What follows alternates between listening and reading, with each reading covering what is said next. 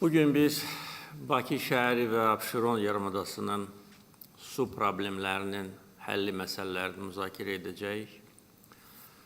Bu, həyata keçirilən infrastruktur layihələr arasında xüsusi yer tutan məsələdir. Bildiyiniz kimi, ölkəmizdə son illər ərzində geniş miqyaslı infrastruktur layihələri icra edilmişdir.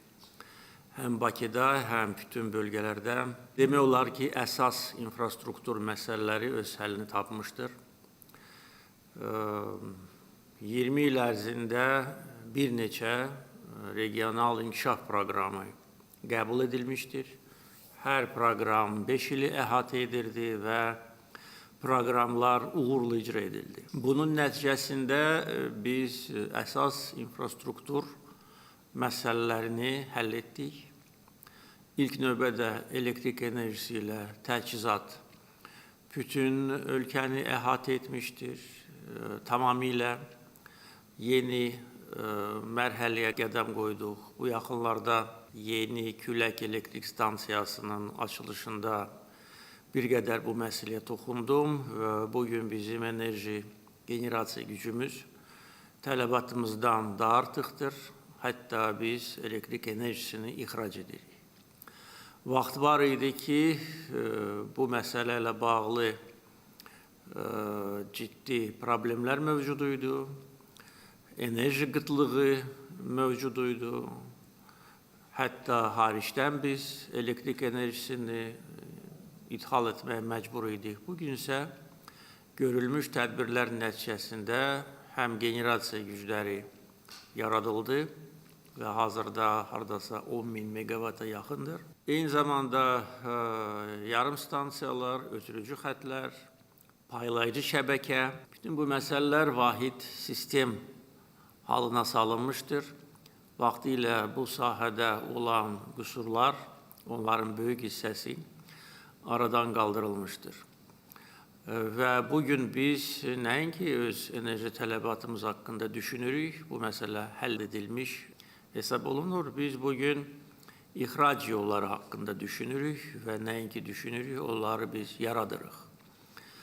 Və Azərbaycan bir neçə ildən sonra, necə ki bugün neft-qaz dünya bazarlarını ixrac edir və bir çox ölkələrin enerji təhlükəsizliyini təmin edir, eyni səviyyədə elektrik enerjisini dünya bazarlarına ixrac edəcək. Qeyd etməliyəm ki, buna nail olmaq üçün indi qonşu dövlətlərlə və bizim şirkətlərlə, qonşu ölkələrin şirkətləri ilə ciddi danışıqlar aparılır.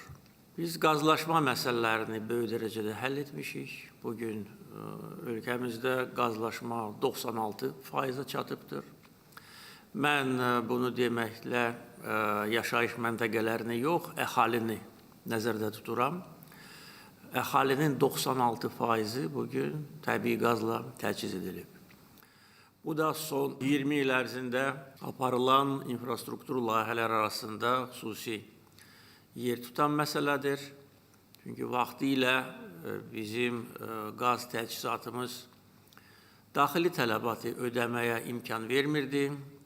Biz qazı da xaricdən ithal edirdik və böyük çətinliklərlə üzləşirdik. Bugün isə dünyanın ondan çox ölkəsi və bu ölkələrin sayı ildən ilə artır və bu ildə yeni ölkələr bu siyahıya daxil ediləcək. Azərbaycan təbii qazını alıb öz enerji təhlükəsizliyini gücləndirirlər. Avtomobil yolları geniş vüsət almışdır. Bugün həm magistral, həm kənd yolları, şəhərlər arası yollar. Bu layihələr icra edilir və hal-hazırda işğaldan azad edilmiş ərazilərdə dediyim bütün bu infrastruktur layihələri icra edilir. Elektrik enerjisi, generasiya gücləri, ötürücü xətlər, yollar, körpülər, tunellər, su təchizatı, qazlaşma və bütövlükdə uzun illər işğal altında qalmış ərazilər dirçəlir, həyata qayıdır və vahid infrastruktur şəbəkəsinə qoşulur. İçməli su və suvarma layihələri də həmişə diqqət mərkəzində olub. Azərbaycan vətəndaşları yaxşı xatırlayırlar ki, vaxtilə bu insanları narahat edən ən ciddi məsələlərdən biri idi. Və tədricən bu məsələlər də öz həllini tapmışdır. Bugün bizim əksər şəhərlərimizdə içməli su kanalizasiya layihələri icra edilmişdir və bu proses davam etdirilir. Biz son 20 il ərzində 4 böyük su anbarı inşa etmişik və bu su anbarlarının potensialı 500 milyon kub metrdən çoxdur. Onların arasında xüsusilə Taxtakörpü, Şəmkirçay su anbarlarını qeyd etməliyəm. Əgər bu su anbarları tikilməsəydi, bugün həm Bakının su təchizatı, həm Qərb zonasının su təchizatı böyük problemlərlə üzləşə bilərdi. Taxtakörpü su anbarı bizə imkan verdi ki, Samur çayının sularını biz Ceyranbatan su anbarına qədər yığaq və orada ehtiyat yaransın və o cümlədən Ceyranbatan su anbarı tamamilə yenidən qurulmuşdur. Yeni müasir təmizləyici qurğular kompleksi inşa edilmişdir. Bugün biz azad edilmiş ərazilərdə içməli su və suvarma layihələrini icra edirik. Son 5 il ərzində bir neçə önəmli layihə başa çatıb. Vaxtilə Ermənistan tərəfindən dağıdılmış və yararsız vəziyyətə salınmış su anbarları əsaslı təmir edilib. Onların arasında ilk növbədə Sərsəng su anbarını qeyd etməliyəm. Bu, nəinki azad edilmiş ərazilərdə, bütövlükdə ölkəmizdə ən böyük su anbarlarından biridir. Və vaxtilə torpaqlarımız işğal altında olanda Ermənistan dövləti bizə qarşı su terroru da həyata keçirirdi. Sərsəng və su qovuşan su anbarlarının sularının bağlanması və sudan bir silah kimi istifadə etməsi bizə böyük problemlər yaradırdı. Su lazım olan aylarda su kəsilirdi, ondan sonra su buraxılırdı və bu böyük daşqınlara səbəb olurdu. Yəni, əslində, su terroru həyata keçirirdi Ermənistan dövləti. Bugün isə su qovuşan su anbarı, Sərsəng su anbarı tamamilə yenidən qurulub. Digər azad edilmiş torpaqlarda Füzuli rayonunda Köndələnçay 3 su anbarı yenidən qurulub. Ağdam rayonunda Haçınçay su anbarı yenidən qurulub və Laçın rayonunda tamamilə yenidən qurulmuş Zabuqçay su anbarı bugün artıq istismardadır. Və daha 2 böyük su anbarı azad edilmiş ərazilərdə Həkəri çay, Bərquşat çay, bu su anbarlarının tikintisi də nəzərdə tutulur və artıq hazırlıq işləri gedir. Yəqin ki, bu il artıq praktik işlərə biz başlayacağıq. Su mənbələri hər bir ölkə üçün çox önəmlidir. Bizim su mənbələrinin haradasa 1/4 hissəsi vaxtilə işğal altında olmuş ərazilərdə formalaşır və bu su mənbələrinin üstünlüyü də odur ki, bunların əksəriyyəti Azərbaycan ərazisində formalaşır. Yəni, başqa ölkələrdən asılılıq ərazilərimizin qaytarılması nəticəsində böyük dərəcədə azalıb. Bizim digər əsas su mənbələrimiz xaricdə formalaşır. Kür çayı, Araz çayı, Samur çayı və əlbəttə ki, bu sahəyə olan diqqət bu həssas məsələni də nəzərə almalıdır.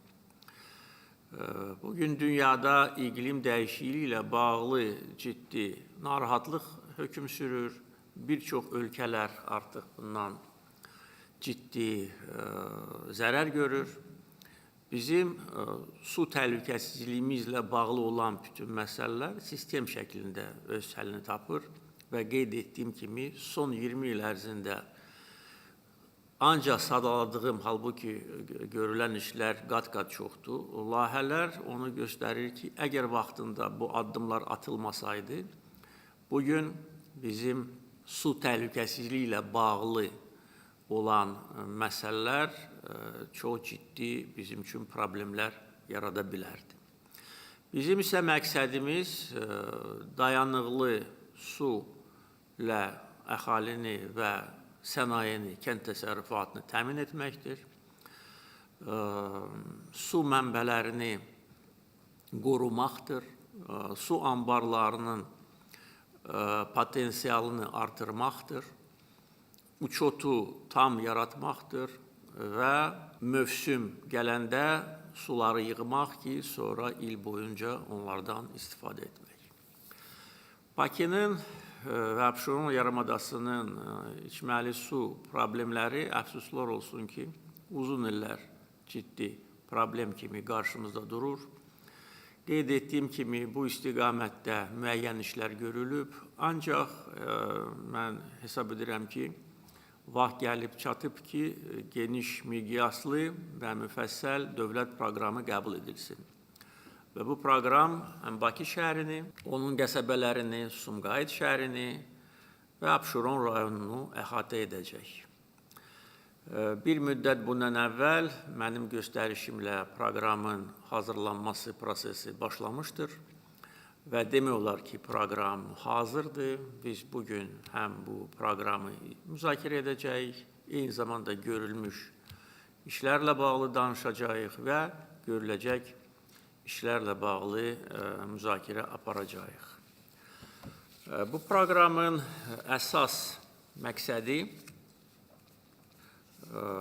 qeyd etdiyim kimi Bakı və Abşeron yarımadasını dayanıqlı içməli su ilə təmin etməkdir. Proqram 2035-ci ilə qədər icra olunmalıdır. Bu fakt özlüyündə göstərir ki, nə qədər geniş miqyaslı proqramdır, çünki vaxt lazımdır ki, bunu biz tam icra eləyək. Proqramın icrası üçün maliyyə mənbələri müəyyən edilib. Bu iki mənbədən maliyyələşəcək, həm dövlət büdcəsi hesabına, həm də xarici kreditlər hesabına. Burada da deyə bilərəm ki, son illər ərzində aparılan islahatlar imkan verdi ki, biz xarici borcumuzu böyük dərəcədə aşağı salaq və salmışıq da bugün dünya miqyasında xarici borcun ümumi daxili məhsula nisbətdə Azərbaycan dünyada aparıcı yerlərdədir.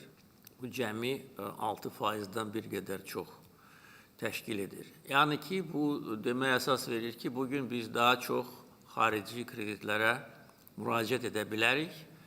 Xüsusilə nəzərə alsaq ki, dünyanın aparıcı maliyyə təsisatları bizə müraciətlər edirlər. Biz daxili vəsait hesabına da bu proqramı icra edə bilərdik, ancaq ölkə qarşısında duran bir çox məsələlər var.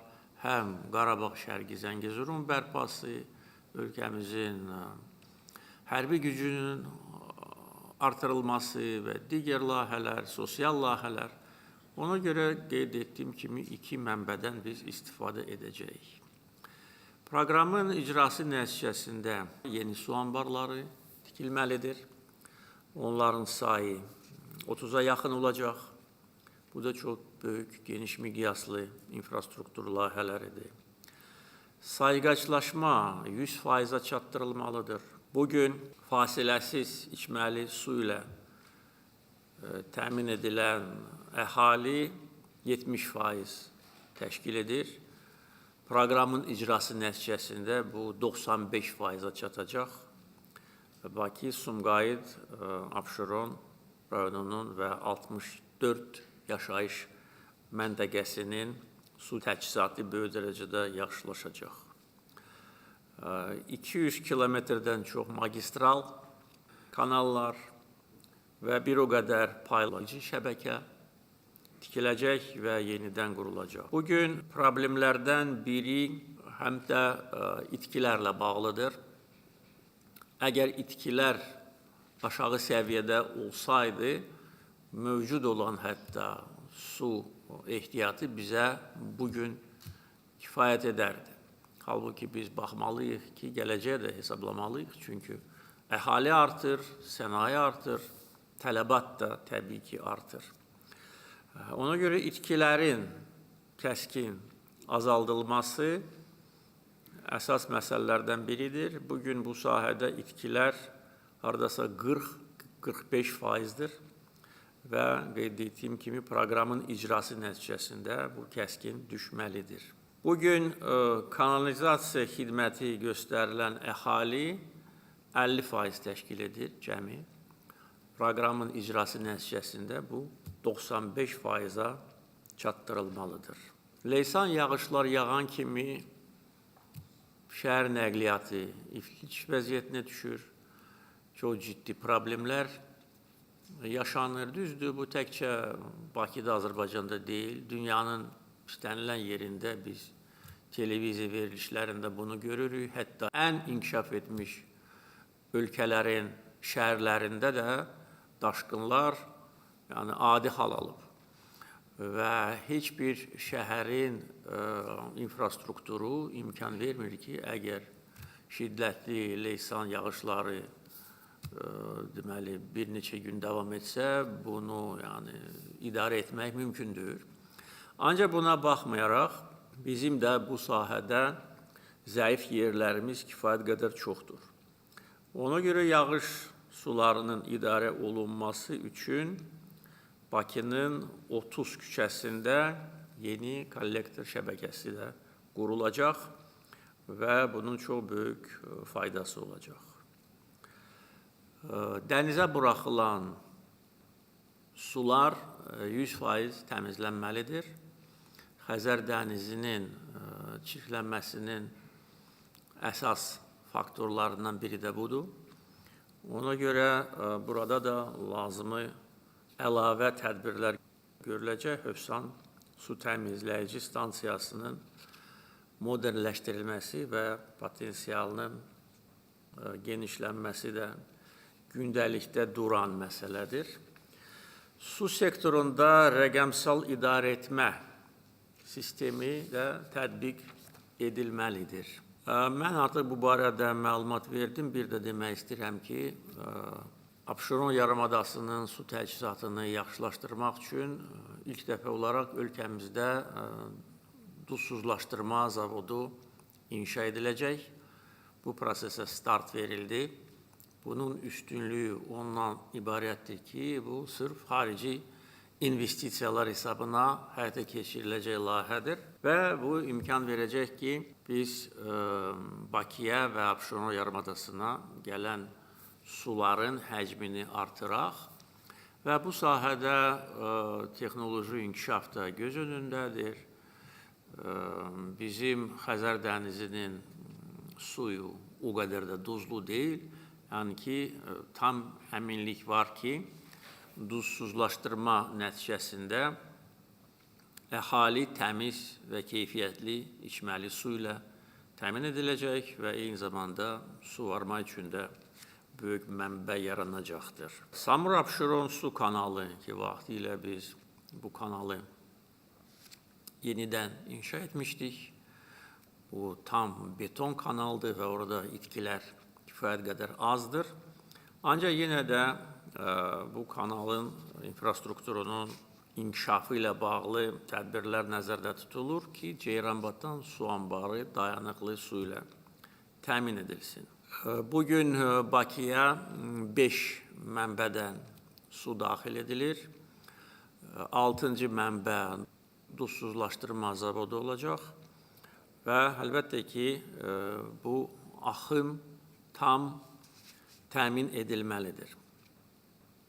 Onu da bildirməliyəm ki, son 20 il ərzində həyata keçirdiyimiz layihələrdən biri də tamamilə yenidən qurulmuş Oğuz-Qəbələ-Bakı su kəməridir. Əgər bu su kəməri tikilməsəydi, bugün Bakıda su qıtlığı özünü çox ciddi şəkildə göstərmiş olardı. Proqram qeyd etdiyim kimi çox genişdir, çox konkretdir. Bütün vəzifələr orada qoyulub. Nəzarət də təmin ediləcək. Həm hökumət tərəfindən, prezident administrasiyası tərəfindən, ictimai nəzarət də əlbəttə ki, mütləq olmalıdır. Bu proqramın icrası mətbuatda geniş işıqlandırılmalıdır ki, Azərbaycan vətəndaşları, xüsusilə Bakı və Abşeronda yaşayan insanlar görsünlər, bilsinlər ki, nə vaxt hansı məsələ öz həllini tapır. Və yubanmalar da olmamalıdır. Çünki yenə də deyirəm, proqram 35-ci ilə qədər nəzərdə tutulur. Biz hesab edirdik ki, daha da tez bir zamanda bunu etmək mümkündür. Ancaq tələsməmək üçün və bütün işləri keyfiyyətlə təşkil etmək üçün qərara gəldik ki, təxminən 10 illik proqramdır. Yəni, kifayət qədər vaxt var, ancaq bir gündə yubanma olmamalıdır. İndi isə çıxış üçün söz verilir Baş Nazirin müavini Şahin Mustafayev. Möhtərəm cənab prezident, sosial-iqtisadi əhəmiyyətini nəzərə alaraq ölkənin su təhlükəsizliyinin təmin edilməsi hər zaman sizin diqqət mərkəzində olmuş, rəhbərliyiniz də əvvəlki illərdə böyük ölçüdə işlər həyata keçirilmiş, ehtiyat tədbirləri görülmüş, Taxta Körpü, Şəmkirçay, Tovuzçay, Göytəpə, Naxçıvanda Heydər Əliyev, Bayxır su anbarları, Oğuz-Qəbələ, Bakı su kəməri inşa edilmiş, Samur-Abşeron su kəməri yenidən qurulmuş və qeyd etdiyiniz kimi əksər şəhər və rayon mərkəzləri içməli su və kanalizasiya xidmətləri ilə təchiz edilmişdir. Bununla yanaşı, kəskin su çatışmazlığının müşahidə etdiyini nəzərə alaraq, ölkə ərazisində su ehtiyatlarına səmərəli istifadənin təmin edilməsi, su təsərrüfatının idarə olunmasının təkmilləşdirilməsi və bu sahədə fəaliyyətin əlaqələndirməsi məqsədi ilə 15 aprel 2020-ci il tarixli sərəncamınızla müvafiq komissiya yaradılmışdır. Eyni zamanda tərəfinizdən su ehtiyatlarından səmərəli istifadənin təmin edilməsinə dair tədbirlər planı təsdiq edilmişdir ki, buna uyğun olaraq ölkə üzrə geniş miqyaslı işlər həyata keçirilir. Həmçinin 10 oktyabr 2024-cü il tarixli sərəncamınızla 2024-2040-cı illər üzrə su ehtiyatlarından səmərəli istifadəyə dair milli strategiya təsdiq edilmişdir. Milli strategiyanın əsas hədəfləri su ehtiyatlarının yenidən qiymətləndirilməsi və inteqrasiyalı idarə edilməsi, su ehtiyatlarından səmərəli istifadə edilməsi, əhalinin dayanıqlı və keyfiyyətli içməli su və sanitariya xidmətləri ilə təminatının yaxşılaşdırılması, əkin sahələrinin suvarma suyu ilə təminatının yaxşılaşdırılması və su təhlükəsizliyinin təmin edilməsidir. Su ehtiyatları, su təsərrüfatı və meliorasiya sahələrində idarə etmənin təkmilləşdirilməsi məqsədi ilə 30 mart 2023-cü il tarixli fərmanınızla vahid qurum kimi Azərbaycan Dövlət Su Ehtiyatları Agentliyi yaradılmışdır. Möhtərəm cənab prezident, qlobal iqlim dəyişməsi və orta temperaturun yüksəlməsi, yağıntıların və çaylarda sulluğun əhəmiyyətli dərəcədə azalması, digər tərəfdən suvarma və içməli su təchizatı üzrə şəbəkələrin genişləndirilməsi nəticəsində suya tələbatın artması öz növbəsində su çatışmazlığını şərtləndirir. Ölkə üzrə yerüstü su ehtiyatlarının təqribən 75%-i qonşu ölkələrdən daxil olmaların hesabına formalaşır və qlobal iqlim dəyişikliyi həmin su axımlarının həcminə də öz mənfi təsirini göstərir. Möhtərəm cənab prezident, 2020-ci ildən başlayaraq hər il Nazirlər Kabineti tərəfindən ölkə üzrə illik su təsərrüfatı balansı təsdiq edilir. Su təsərrüfatı balansı əvvəlki 3 il üzrə faktiki, hesabat ili üzrə gözlənilən və növbəti il üzrə proqnoz göstəricilərin özündə əks etdirir ki, bu da ölkənin su ehtiyatlarının formalaşması və istifadəsi üzrə ümumi qiymətləndirmənin aparılmasına imkan verir. Su ehtiyatlarının içməli su təchizatı, suvarma, energetika və digər məqsədlər baxımından planlı, koordinasiyalı və prioritetləşmə aparmaqla optimal istifadə istiqamətində görülən tədbirlər sayəsində əsas su anbarlarında su ehtiyatlarının həcmi cari ilin 1 yanvar tarixinə 16,4 milyard kub metr təşkil etmişdir ki, bu da 2020-ci ilin müvafiq dövrü ilə müqayisədə 6,2 milyard kub metr və ya 60% çoxdur. Eyni zamanda ölkənin ən böyük su anbarı olan Mingəçevir su anbarında 2020-ci ildəki 8 milyard kub metr ilə müqayisədə 13 milyard kub metrə yaxın su ehtiyatı toplanmışdır. Belə ki, Mingəçevir su anbarı 2024-cü ildən etibarən çoxillik tənzimləmə rejiminə qaytarılmışdır. Komissiyanın fəaliyyət çərçivəsində əsas su anbarları üzrə tövsiyə olunan iş rejimləri təsdiq olunur, sudan istifadə gündəlik qaydada nəzarətdə saxlanılır və görülən tədbirlər əhalinin içməli və suvarma suyu ilə təchizatının daha da yaxşılaşdırılmasına, su elektrik stansiyalarının səmərəlilik göstəricilərinin əhəmiyyəti dərəcədə yüksəlməsinə şərait yaratmışdır. Ölkənin əsas su və su təsərrüfatı obyektlərində su ehtiyatlarının qiymətləndirilməsi üçün müasir texnologiyalara əsaslanan ölçmə cihazlarının quraşdırılması, içməli su təchizatı sahəsində sayğaclaşma, subartizan quyularında avtomatlaşdırılmış idarəetmə sistemlərinin quraşdırılması istiqamətində işlər davam etdirilir. Ölçmə cihazlarının texniki parametrlərinin elektron su təsərrüfatı informasiya sisteminə inteqrasiyası üzrə işlər aparılır. Müasir ölçmə cihazlarının quraşdırıldığı məntəqələrindən daxil olan operativ məlumatlar əsasında gündəlik bülletenlər hazırlanır və aidiyyatı qurumlara təqdim olunur. Tapşırığınıza uyğun olaraq məsləhətçi şirkət cəlb edilməkdə ölkə əhəmiyyətli Şəmkir, Yenikənd, Mingəçevir və Varvara Kaskad su anbarları üzrə texniki təhlükəsizliyin qiymətləndirməsi tamamlanmış və komissiya tərəfindən təsdiq olunmuş müvafiq tədbirlər planının icrasına başlanmışdır. Nazirlər Kabinetinin 1 may 25-ci il tarixli sərəncamına əsasən sözü gedən su anbarları da Azərbaycan Dövlət Su Ehtiyatları Agentliyinin balansına verilmişdir. Möhtərəm Cənab Prezident, müvafiq sərəncamlarınıza uyğun olaraq Qəbələ rayonunda 17,5 milyon kubmetr həcmində Yengicə su anbarının və Oğuz-Şəki rayonlarında 108 milyon kubmetr həcmində Əlicançay su anbarının tikintisi həyata keçirilir və 2027-ci ildə tamamlanması nəzərdə tutulur. Yengicə su anbarı Qəbələ rayonu üzrə 10 min hektar əkin sahəsinə xidmət edəcəkdir. Əlicançay su anbarı isə Şəki və Qax rayonları üzrə 30 min hektara yaxın əkin sahəsinə xidmət etməklə yanaşı, Şəki və Oğuz rayonları üzrə 28 yaşayış məntəqəsinin 49 min nəfərə yaxın əhalisinin içməli su ilə təmin edəcəkdir. Şirvan kanalının yenidən qurulması işləri müvafiq sərəncamımıza uyğun olaraq davam etdirilir və 2027-ci ildə tamamlanması nəzərdə tutulur. Yenidən qurmadan sonra 10 rayon üzrə 228 min hektar əkin sahəsini suvarma su və yaşayış məntəqələrinin məişət suyu ilə təmin edəcəkdir. Eyni zamanda 9 rayonunun 115 min hektara da əkin sahəsinin suvarma suyu və yaşayış məntəqələrinin məişət suyu ilə təmin edən Qarabağ kanalının yenidən qurulması üzrə layihə smeta sənədləri hazırlanır.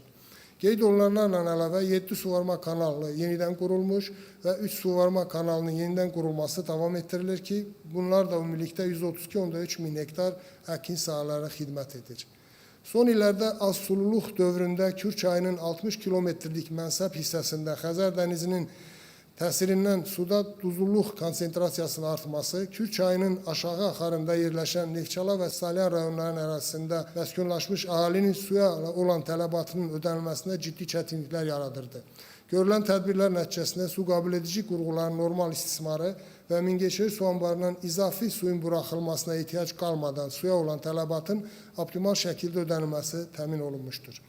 Dəniz suyun duzsuzlaşdırılması yolu ilə içməli su istehsalı sahəsində pilot layihənin həyata keçirilməsi tədbirlər haqqında 12 aprel 2023-cü il tarixli sərəncamımızın icrası məqsədi ilə elan edilmiş müsabiqənin qalibi olan şirkətlə dövlət özəl tərəfdaşlıq müqaviləsi və digər müqavilələr ötən ilin sentyabr ayında Bakıda keçirilmiş 1-ci Azərbaycan Beynəlxalq İnvestisiya Forumu çərçivəsində imzalanmışdır. Bu pilot layihə əhalinin dayanıqlı içməli su təminatına xidmət etməklə yanaşı, ölkəmizdə dövlət özəl tərəfdaşlığı baxımından da xüsusi nümunə təşkil edəcəkdir. Həmçinin Hövsan aerasiya qurğusunda Xəzər dənizinə axıdılan tullantı sularının təmizlənməsi və təkrar istifadəsi ilə bağlı pilot layihənin həyata keçirilməsinə dair sərəncamımızla əlaqədar texniki iqtisadi əsaslandırma sənədinin hazırlanması və müvafiq dövlət özəl tərəfdaşlığı modelin müəyyən edilməsi ilə bağlı Beynəlxalq Maliyyə İnstitutu ilə əməkdaşlıq həyata keçirilir. Möhtərəm Cənab Prezident, ötən dövr ərzində işğaldan azad edilmiş ərazilərdə geniş miqyaslı tikinti quraşdırma, bərpa və yenidən qurma işləri görülmüş, çoxsaylı infrastruktur layihələri həyata keçirilmişdir. Ali rəhbərliyinizlə ölkəmizin ərazi bütövlüyünün, suverenliyinin bərpa edilməsi ilə birlikdə həmin ərazilərdəki su ehtiyatlarımız üzərində də nəzarət bərpa edilmişdir ki, bu da ölkə ərazisində formalaşan su ehtiyatlarının təqribən 20%-nə bərabərdir. İşğaldan azad edilmiş ərazilərdə su təsərrüfatı obyektlərinin tikintisi, yenidən qurulması, bərpası, içməli su və soğurma suya təchizatı ilə bağlı tədbirlər üzrə fəaliyyətin əlaqələndirilməsi komissiya tərəfindən əlaqələndirmə qərargahı ilə birlikdə təmin edilir. Siz də qeyd etdiyiniz kimi, Laçın rayonunda Qubadlı və Zəngilan rayonları üzrə 12.000 hektar torpaq sahəsinin suvarma su ilə təminatı məqsədi ilə həcmi 26.7 milyon kubmetr olan Zabuqçay su anbarı inşa edilərək istismara verilmişdir. Ağdərə rayonunda həcmi 5.9 milyon kubmetr olan Suqovşan su anbarı təmir bərpa edilmişdir. 4 rayon üzrə 29.7 min hektar torpaq sahəsinin su təminatının yaxşılaşdırılmasına xidmət edən 20 kilometr uzunluğunda Tərtərçay sol sahil suvarma kanalı və onu Suqovşan su anbarından su ilə təmin edən 5.2 kilometr uzunluğunda magistral kanalı yenidən qurularaq istismara verilmişdir.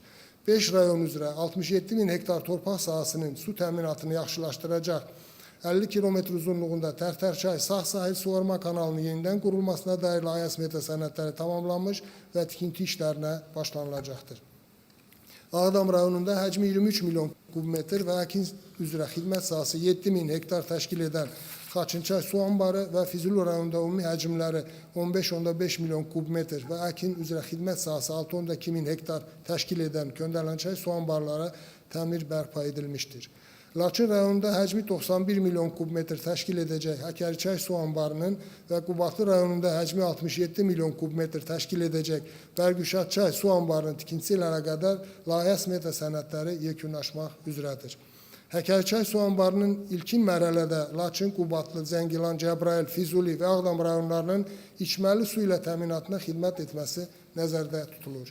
Bərgüşadçay su anbarı isə Qubadlı, Zəngilan və Cəbrayıl rayonları üzrə 8.8 min hektar torpaq sahəsini suvarma su ilə təmin etməklə yanaşı, Qız Qalası su anbarından layihələndirilən magistral kanala saniyədə 12 kubmetr suyun ötürülməsinə xidmət edəcəkdir. Xudafərin və Qız Qalası su anbarlarının su və enerji ehtiyatlarından səmərəli istifadə edilməsi məqsədi ilə tədbirlər davam etdirilir. Qız Qalası su anbarından ayrılan magistral suvarma kanalının tikintisi layihəsinin beynəlxalq maliyyə qurumu ilə birgə maliyyələşdirilməsi məqsədi ilə 2024-cü ildə kredit və layihə sazişləri imzalanmış və layihənin icrası istiqamətli işlərə başlanılmışdır. Bu layihə Mil Muğan zonasında 252 min hektar torpaq sahəsinin su təminatının yaxşılaşdırmasına, Cəbrayıl və Füzuli rayonları arasında 12 min hektar yeni torpaq sahəsinin suyun verilməsinə xidmət edəcəkdir. Möhtərəm cənab prezident, ötən il su təchizatı baxımından Naxçıvan Muxtar Respublikasında müəyyən çətinliklər müşahidə edilmişdir.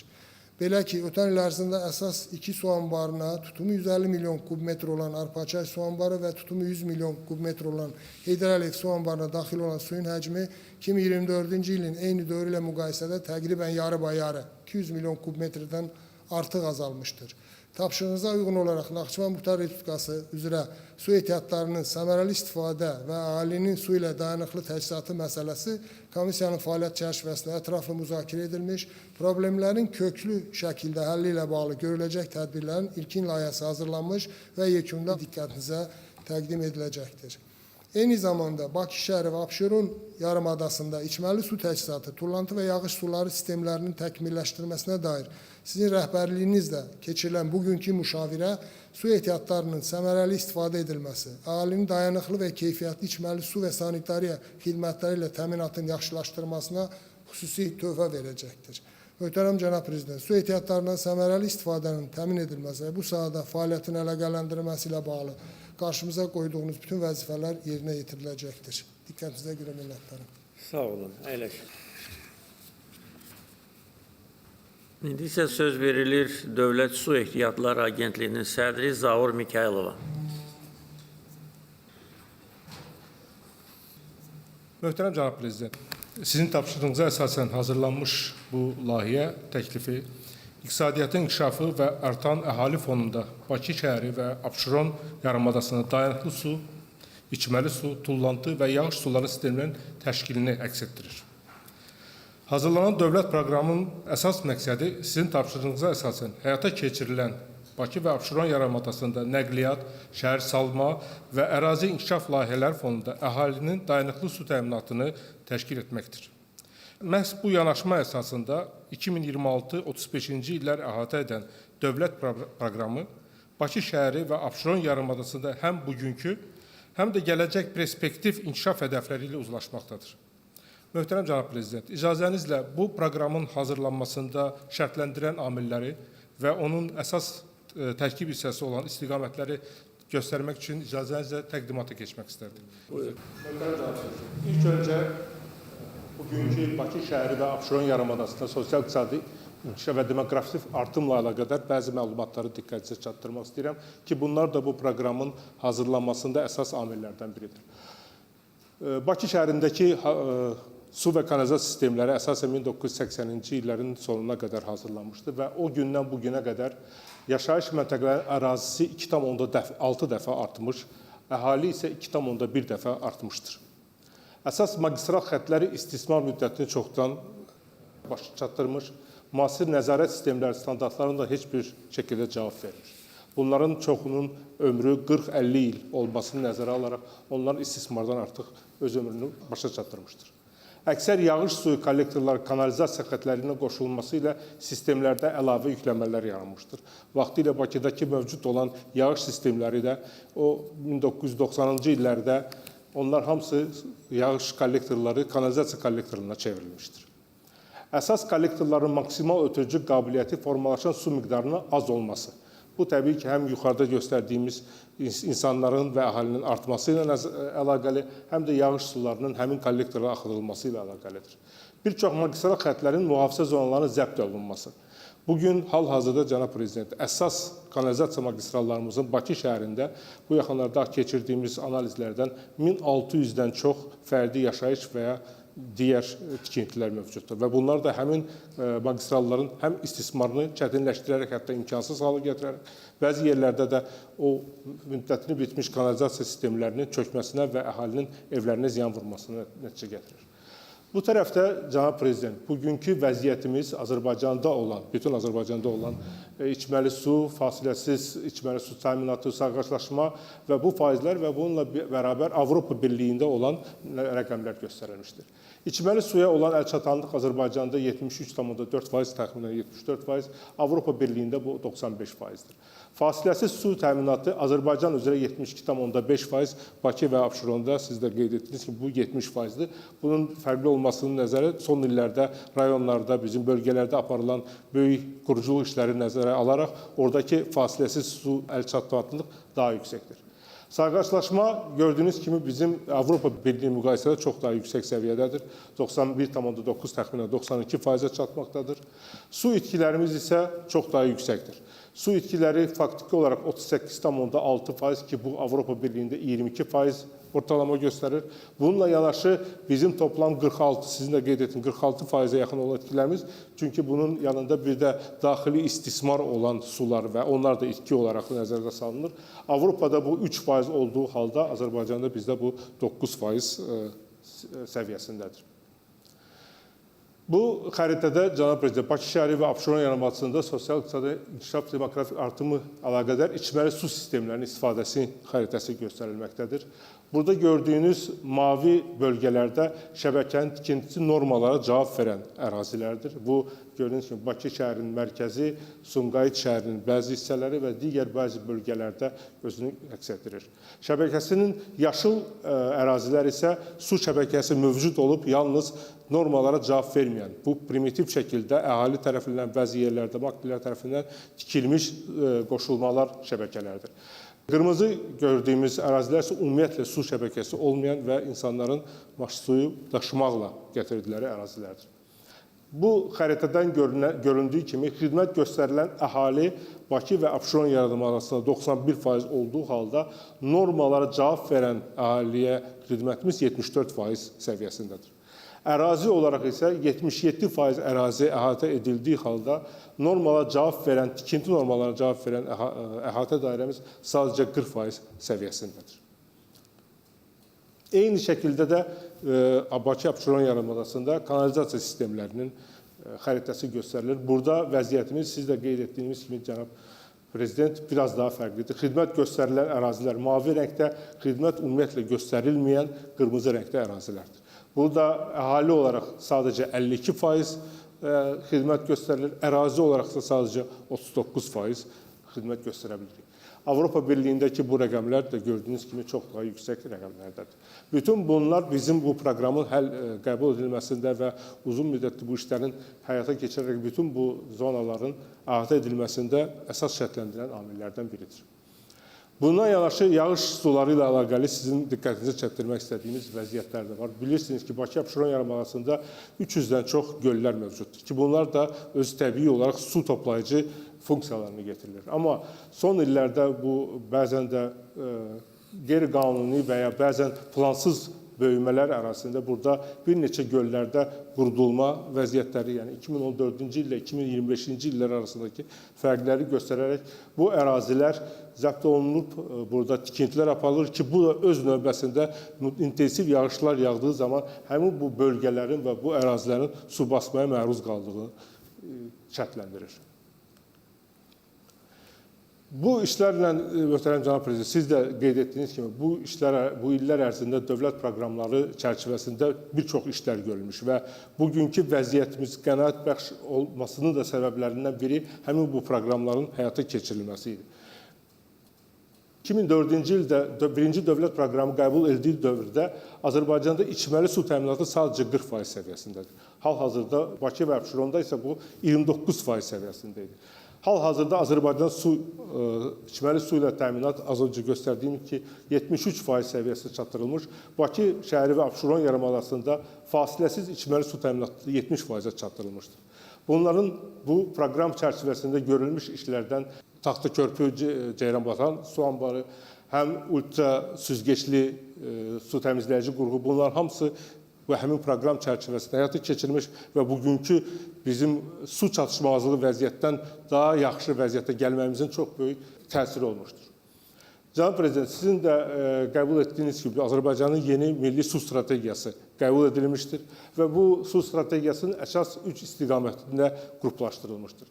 Birinci olaraq siz də qeyd etdiniz ki, əhalinin içməli suya tələbatının tam ödənilməsi. Bunun üçün yeni su mənbələrinin yaradılması, əhaliyə içməli suyun tələbatına uyğun fasiləsiz olaraq çatdırılması və çox vacib olan su təhlükəsinin təmin olunması istiqamətində tədbirlərin nəzərdə tutulmuşdur. Digər istiqamət su itkilərin, sizin də çox vacib qeyd etdiyiniz su itkilərinin qarşısının alınması. Bunun üçün magistral kəmərləri və ötürücü şəbəkələrin itkilərinin qarşısının alınması, nəzarətdən kənar istifadənin qarşısının alınması və sayğaçlaşmanın tam başa çatdırılaraq suyun tam uçotunun aparılması. Üçüncü istiqamət isə su, kanalizasiya və yağış suyunun infrastrukturunun inkişafı. Bakı şəhəri və Abşeron yarımadasında kanalizasiya şəbəkəsinin tam əhatə edilməsi, yağış suyu kollektorlarının və su toplayıcı şəbəkənin inkişaf etdirilməsi və çox vacib olan Xəzər dənizinin və göllərin ekoloji mühitin yaxşılaşdırılması. Bütün bu istiqamətlər bizim milli su strategiyasında öz əksini tapmışdır. Bugünə qədər görülmüş və həmin bu strategiyaya uyğun olaraq görülən işlərdən siz də qeyd etdiniz. Mən burada dəniz suyunun duzlaşdırılması ilə içməli suyun istehsal layihəsini qeyd etmək istərdim. Bu ilk dəfə olaraq bu miqyasda dövlət özəl tərəfdaşlıq səviyyəsində hazırlanan bir layihədir. Layihənin tenderin qalibi Səudiyyə Ərəbistanının Krallığının Akva Power şirkəti qalib olmuşdur və ilk dəfə dediyim kimi Azərbaycanda su sahəsində dövlət özəl tərəfdaşlıq layihəsi həyata keçirilir. Azərbaycanda dəniz suyunun duzlaşdırılması ilə içməli su istehsalı ilk dəfə belə bir mega layihə ilə Azərbaycan, Bakı şəhərinin və Abşeron yarımadasında faktiki istifadə olunan suyun 25%-ni təşkil edəcək. Bu da bizim gələcəkdə su təhlükəsini çox böyük töhfə verəcəkdir. Bu işlər artıq başlanılmış, yer seçilmiş, işlər artıq başlanmış və bizim proqnozumuza qədər 28-ci ilin sonuna qədər bu məsələnin bitirilməsi nəzərdə tutulub. Digər bir layihə, möhtərəm cənab prezident, sizin sərəncamınızla Bakı və Abşeron yarımadasının ən böyük təmizləyici qurğusu olan Hövsan aerasiya qurğusunun modernləşdirilməsi, yenidən qurulması və orada özəl dövlət tərəfdaşlıq potensialının araşdırılması nəzərdə tutulmuşdur. Qeyd edildiyi kimi bu istiqamətdə texnik iqtisadi əsaslandırma sənədlərinin hazırlanması üzrə Asiya İnkişaf Bankı ilə çox yaxından işlər görülmüş. Artıq texnik iqtisadi əsaslandırma son mərhələsinə çatmışdır.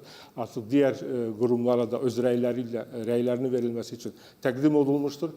Burada əsas da rəylər özəl dövlət tərəfdaşlığın modellərinin dəqiqləşdirilməsi aparılacaq və bu rəylər də bitdikdən sonra bu işlərin də tenderlə həyata keçirilməsi nəzərdə tutulub bu ildən başlayaraq. Dövlət proqramı layihəsi Bakı şəhəri və Abşeron yarımadası üzrə əsas məqsədləri haqqında sizə məlumat vermək istərdim. Bu, su mənbələrinin dayanıqlı təmin edilməsi, suyun mənbədən götürülərək emalı, nəql edilməsi, saxlanılması və paylanması prosedurunun optimallaşdırılması nəzərdə tutulur bu dövlət proqramı çərçivəsində. Əhalinin keyfiyyətli və dayanıqlı su ilə təmin edilməsi, paylayıcı şəbəkələrin itkilərinin minimuma endirilməsi, suyun uçotun tam təkmilləşdirilməsi və təmin edilməsi, yağış və tullantı sular sistemlərinin yenilənməsi və inkişaf etdirilməsi, alternativ su mənbələrinin istifadəsini araşdırılması və təmin olunması və Bakı şəhəri və Abşeron yarımadasının su təchizatı, kanalizasiya və yağış suları sistemlərinin Bakı master planının yenilənərək bugünə qədər olan 2040-cı ilə qədər hazırlanmış planının 2050-ci ilə qədər də inkişaf edilməsi bu dövlət proqramı çərçivəsində nəzərdə tutulmuşdur. Cənab Prezident, hal-hazırda Bakıda mövcud olan su sistemləri haqqında bir xəritədə sizə məlumat vermək istərdim. Burada gördüyünüz mavi xətlər mövcud olan su xətlərimizdir. Mavi bu işarələr də mövcud olan su anbarları ki, bunlar da suyun dağıdılmasında, verilməsində tənzimləyici rol aparır. Fasiləsiz su təminatının təchizatı bizim əsas hədəflərimiz 95%-ə çatdırmaqdır. İçməli su şəbəkəsinin genişləndirilməsi və su itkilərinin 20%, Avropa standartlarına çatdıraraq 20%-ə qədər endirilməsi, içməli suda sayğaclaşmanın 100%-ə çatdırılması və çox vacib olan içməli suyun keyfiyyət göstəriciliyinin təkmilləşdirilməsi ki, insanlarımıza, əhalimizə tam əminliklə sağlam suyun çatdırılması təmin edək. Və bütün bu sistem böyüdükcə təbii ki, idarə etmə sistemlərinin də müasirləşdirilməsi çox vacibdir. Burada gördüyünüz, Cənab Prezident, dediyim ki, mavi olan, var olan xətlər, amma yanında da qırmızı ilə planlaşdırılmış yeni magistral xətlər nəzərdə tutulub ki, bu magistral xətlər tikildikdən sonra bizim həm əksik olan şəbəkələşmədə və Abşeron yarımadasında siz də qeyd etdiyiniz kimi 64 dənə yaşayış məntəqəmiz, qəsəbəmiz və kəndimiz var Abşeron yarımadasında, onların şəbəkəsi də həyata keçiriləcəkdir.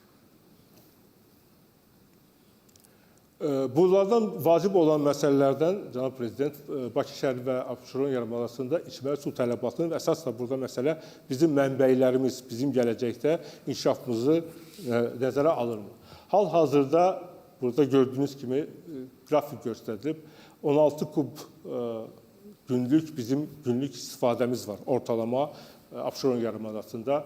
Bizim gücümüz, layihə gücümüz 19,1 kubmetr, amma bildiyiniz kimi burada ortalama 16 kubmetr olan yay aylarında bu rəqəm çox da yüksək səviyyələrə qalxır.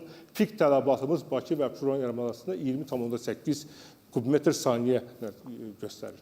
Amma inkişaf proqnozlarına uyğun olaraq 2040-cı ildə ki, bu proqram hal-hazır 2040-cı ilə qədər nəzərdə tutulub, bu rəqəmlər ortalama 20,7 kubmetr saniyə ehtiyac, pik vaxtlarda isə, yəni yayın qızmar vaxtlarında və bəzi istiqamətlərdə, bölgələrdə suyun gəlişində problemlər olduğu halda pik rəqəmlər 26,9 kubmetrə olması gözlənilir.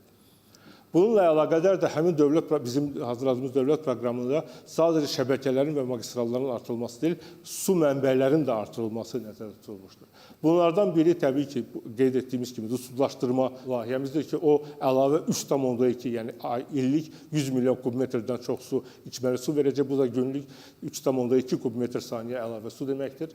Bununla yanaşı, amma bizim var olan, siz də çox gözəl qeyd etdiniz ki, var olan 5 istiqamətli olan Bakı şollardan gələn 2 istiqamətimiz, Kür təmizləyici qurğularından gələn bizim su mənbəyimiz, Oğuz-Qəbələ su mənbəyimiz, bunları da təkmilləşdirərək onlardan da əlavə suyun gətirilməsini nəzərdə saxlamışıq və planlaşdırmışıq ki, bu səviyyədə biz həmin o pik səviyyəni 2030-cu ildə artıq əldə etmiş olacağıq və şəbəkə onunla paralel olaraq şəbəkə də genişləndikdən sonra 2040-cı ilə qədər bütün tələbat həyata keçiriləcəkdir və qarşılanacaqdır.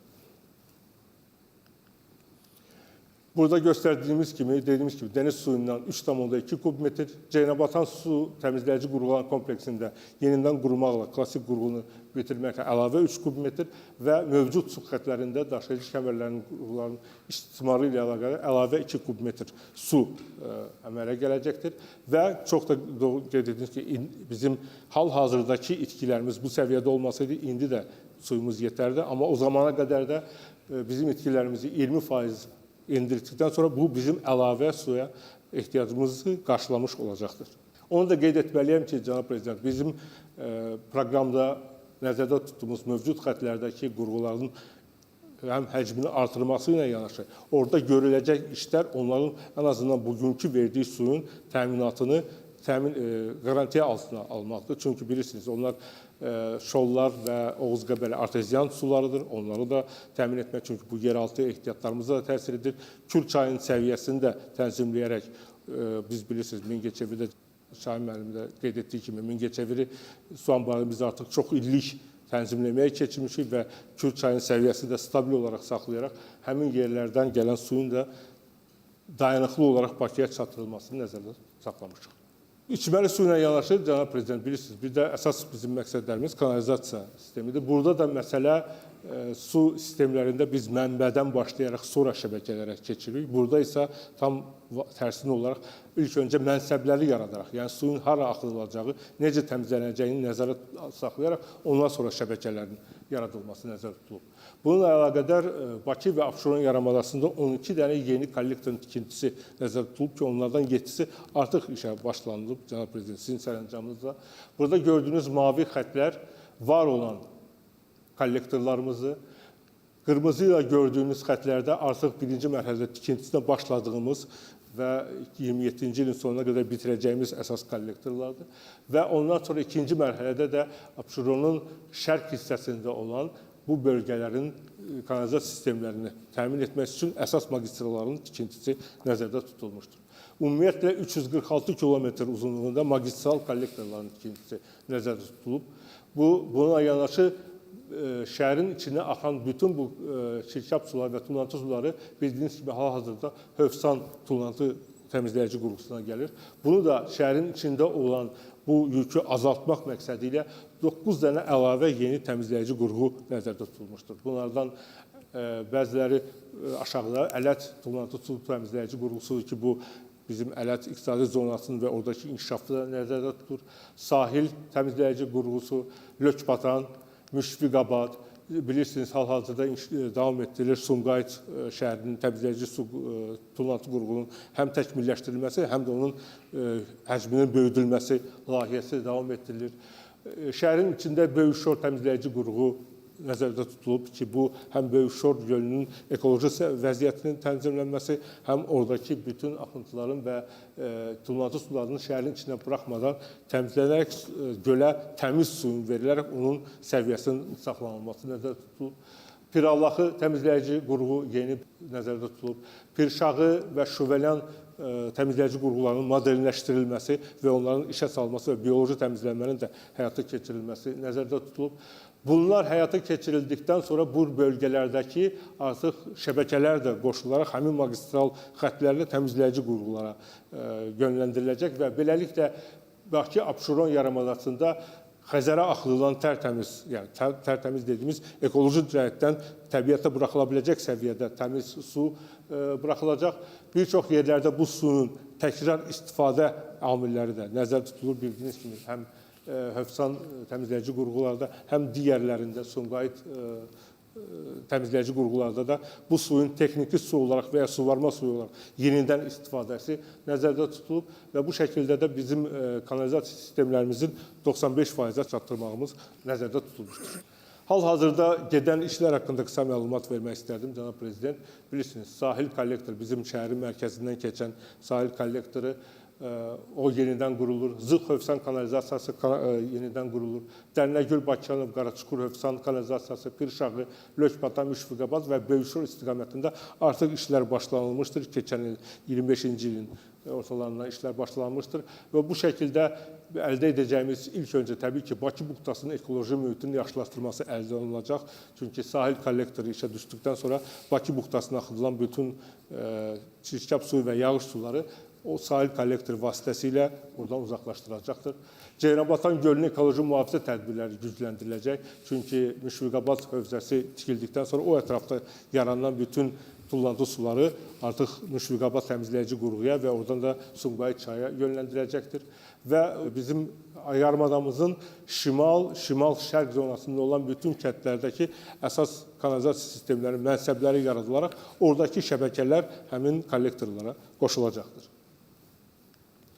İkinci mərhələdə isə Hövsan, Bina, Məşdağa, Türkan, yaşıl xəritədə gördüyünüz xətlər, Şüvələn hövzəsi, Ələt hövzəsi, sahil, Pirallaxı hövzələri üzrə kanalizasiya kollektorlar tikiləcəkdir ki, bu işlər də həyata keçirildikdən sonra mən bir vaxtınız çox alaraq kəndlərin adlarını keçmək istəmirəm, burada yazılıb. Yəni bizim yarımadanın şərq bölgəsində, şərq tərəfində qalan bütün kəndlərin kanalizasiya sistemlərinin şəbəkələri qurularaq, onlara qoşularaq təmizləyici qurğulara yönləndiriləcəkdir. Bununla yanaşı, təbii ki, şəhərin mərkəzində intensiv yağışlar zamanı var olan problemlərimiz ki, biz bunları hər dəfə yağışlar yanında yaşayırıq.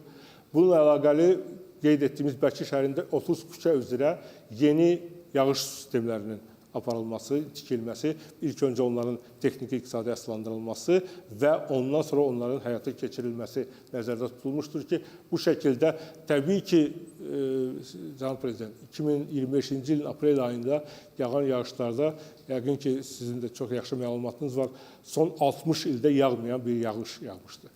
Yəni, heç bir sistemlərin 100 ildə bir, 1000 ildə bir yağa biləcək yağışları qarşılaya biləcək səviyyədə olması imkansızdır. Amma ən azından normalara uyğun və normalardan biraz daha artıq gələn yağışları qarşılaya bilmək üçün bu sistemlərin həyata keçirilməsi çox vacibdir və bu küçələr listəsi var, amma bu təbii ki, proses getdikcə təkmilləşdiriləcək, daha düzgün, daha uyğun olan küçələrdə bu sistemlərin tikilməsi nəzərdə tutulmuşdur.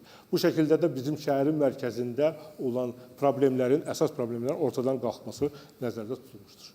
Cənab Prezident, bununla yanaşı bütün bu işlər təbii ki, tikinti və layihələndirmə işləri ilə yanaşı bu sistemlərin uçotun və düzgün rəqəmsal aparılması da çox vacibdir. Çünki sistemlər böyüdükcə bunların sadəcə keçmiş sistemlərlə, insani nəzarətlə, yəni insan sayısı ilə nəzarət etmək mümkün olmayacaqdır. Bunun üçün də bir çox yerlərdə Bakı şəhəri Abşeron rayonunda su təchizat və yağış sular sistemlərində proqram təminatları, yeni SCADA sistemləri, IoT dediyimiz internet texnologiyalarının istifadə olaraq nəzarət sistemləri qurulacaqdır ki, bu da uçot sisteminin elektronlaşdırılmasına və təkmilləşdirilməsinə və insan faktorunun bu sistemdən çıxarılmasına, mümkün qədər çıxarılmasına yol açacaqdır ki, suyun keyfiyyət göstəriciləri onlayn monitorinq olunacaq və bu şəkildə gündə bir neçə dəfə laboratoriya analizləri almaqla deyil, onlayn şəkildə hər hansı bir dəyişiklik gördüyümüz sistemdə göstərilərək yerində və zamanında müdaxilələr göstəriləcək. Sızmaların və su itkilərinin qarşısını alması üçün axan sistemlərindən bu dediyimiz IoT sistemli monitorinq sistemləri sayəsində çox daha erkən bir xəbərdarlıq sistemi alaraq onları operativ şəkildə həll etməsini nəzərə tuturuq və təbii ki, bütün bu işlərin görülməsinə yanaşı biz bu istiqamətdə maddi-texniki bazanın, yəni bizim istismar qurumlarının maddi-texniki bazasını yüksəldərək onların bu xətalara, bu qəzalara və bu işlərə çox daha operativ iş görülməsini nəzərdə tutulmuşdur. Bu işlərdən başqa da təbii ki, bilirsiniz, Su Ehtiyatları Agentliyi olaraq bizim suların istifadəsinə və mühafizəsinə nəzarət xidmətimiz də var. Bununla yanaşı su təsərrüfat sistemlərində mühafizə zonlarının təhlükəsizliyi gücləndirilməsi və istismarın təkmilləşdirilməsi çox vacibdir. Az öncə sizə qeyd etdiyimiz kimi bir çox yerlərdə mühafizə zonalarında tikilmiş olan binaların, evlərin və onların təhlükəsizliyinə həm bizim sistemlərə, həm də o evlərin təhlükəsizliyinə çox böyük təsiri vardır. Su, yağış və tullantı sistemlərinin mühafizə zonalarının üzrə inventarlaşdırmanın aparılması həm müvafiq qurumlarla bərabər normativ hüquq aktlarının tələblərinə uyğun olaraq mühafizə zonalarının fəaliyyətinin dair tədbirlərin görülməsi, bir çox yerlərdə biz burada Nazirlər Kabinetinə təqdim edilməklə bir çox yerdə köçürülmələr məcbur olacaq. Çünki bəzi dediyimiz kimi magistral kanalların artıq ora əl çatanlığımız olmadığı üçün bəzi yerlərdə bu köçürülmələrə də ehtiyac olacaqdır. Su təsərrüfatı obyektlərinə qanunsuz müdaxilə hallarının qarşısının alınması. Bununla əlaqəli hal-hazırda sizin də bu yaxınlarda imzaladığınız sərəncamla bəzi qərarlar var, bəzi qaydalar artıq yürürlüyə girir. Onunla əlaqəli bəzi işlər də bu ayın sonuna qədər biz təqdim edəcək Nazirlər Kabinetinə və burada da bizim işimizin daha da inkişaf etdirilməsinə yol açacaqdır. Su və su təsərrüfatı obyektlərinin kimyəvi, bioloji, hidroloji və digər çirklənmələrdən mühafizə tədbirlərinin həyata keçirilməsi. Bütün bunlar dediyimiz kimi dövlət proqramı sadəcə investisiya ilə əlaqəli bir tədbirləri nəzərdə tutmur. Bu, həm də bizim istismar qurumlarımızın, bizim xidmətlərimizin bu 10 il boyunca həm öz işlərinin təkmilləşdirilməsi, həm işlərinin, gündəlik istismar işlərinin daha da genişləndirilməsinə yol açacaq və bu tədbirlər də dediyiniz kimi nəzarət altında saxlanılaraq biz bu 10 il ərzində bütün bu sistemlərin Avropa standartları səviyyəsinə gətirilməsini nəzərdə tutmuşuq. Deyəcəklərim bu qədər, cənab prezident. Əgər icazə verirsə, bu proqramın da qəbul olunması sizdən xahiş edirəm. Sağ olun. Sonra müzakirələr davam etdirildi.